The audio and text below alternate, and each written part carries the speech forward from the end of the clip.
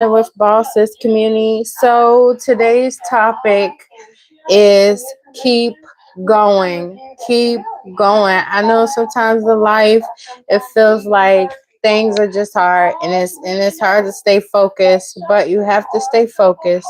Those who keep their minds stayed on God, He will give them perfect peace. So when you feel like the storm is loud, for one, you can speak to that storm and tell the storm, cease. Whatever you're going through, just know that God is always with you. He said He'll never leave us nor forsake us. So this is one song that I like to listen to when I feel like I need some encouragement, but I love my gospel music. And so today I wanted to pull out a Bible and I wanted to talk about um give y'all some encouragement. Um, okay, so last time we were reading about Abraham. Um, okay, God, God's purpose and plan through our circumstances. So let's read this. And this topic is on keep going. Okay, God is a God of circumstances. I am so glad that He is for life. He is He is. For life is made up of circumstances. Many of the circumstances that we face are God ordained and often may be completely independent of who we are and even whether or not we are serving God. I have discovered that many of the circumstances facing people are those which have been allowed into their lives to disrupt and disturb them because of their lack of understanding of what the circumstances of life are all about. Often, when circumstances seem to be against us, the way is paid for God to do such a great work of deliverance in our lives that we will know beyond a shadow of a doubt that it was His great arm that saved us. One purpose of circumstances then is that God might prove His power and His glory to a world that needs to see His majesty.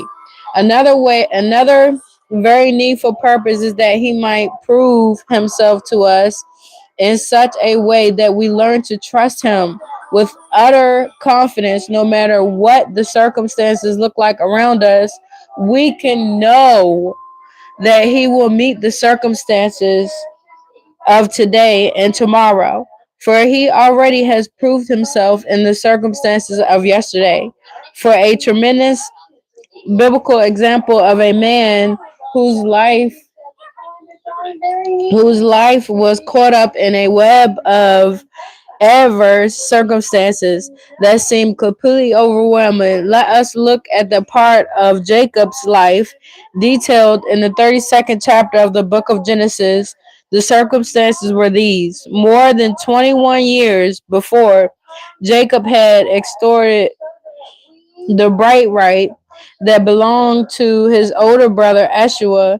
Not only that, but Jacob had delivered their father Isaac into giving him the blessing, which by tradition should have gone to his elder brother. Esau, enraged, vowed to kill Jacob in fear. Jacob fled to Haran, where he worked for 21 years. God blessed Jacob there with wives, children, and a large number of livestock. Then God told Jacob to return, and in this chapter we find him doing that. However, Jacob was going in great fear for he expected that Esau would still be angry and would hunt him down and kill him. This was a torment that Jacob lived under, hindering him from seeing the good circumstances which also surrounded him. All the time, the good circumstances far outweighed the bad, but he didn't recognize that. In his journey, the angels of God met him. Verse 1. Jacob saw the angels, yet he still continued in absolute fear. Jacob knew what God had promised him. Verse 12 will surely do thee good. And still Jacob feared. Jacob had some deep soul searching to do. So he sent his wives and children and servants over the ford called Jabbok, which means an emptying or pouring out. Let's stop here in our story and look at the torments and fear that brought Jacob to this place and hindered the flow of God's power in his life. Basically, there was a twofold reason why Jacob was afraid. One, Jacob never realized the actual truth about his situation, and two, he did not understand his position. I believe that if we as Christians knew the truth of our situations and understand our own positions, we would be spared much of the turmoil and uncertainty and fear to be found in our lives today. So that is encouraging to know that God is always with us in the circumstances. God gives us um, he gives us trials and tribulations. Why? To make us stronger. Why? To make us better. So we have to keep going no matter what it may look like when we're in the middle of this tribulation or the trial. We have to keep going and know that, be still and know that God is God. God is going to work it out without a doubt. God is going to always win the battle. We just have to keep our minds stayed on Him, and He will give us perfect peace.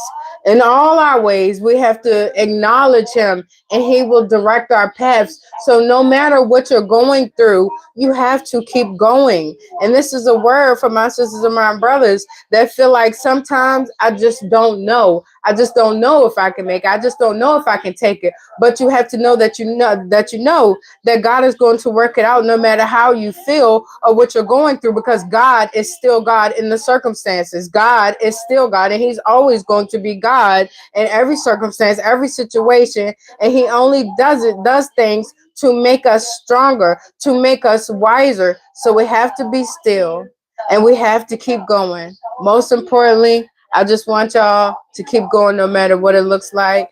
In all your ways, acknowledge Him, and He will direct your path. Keep your mind stayed on Him, and He will give you perfect peace. I love you all with the love of Christ. Have a blessed day. Kelcey Garnett with Fall Sis Community. All right, you guys, I'm out. Bye. Okay.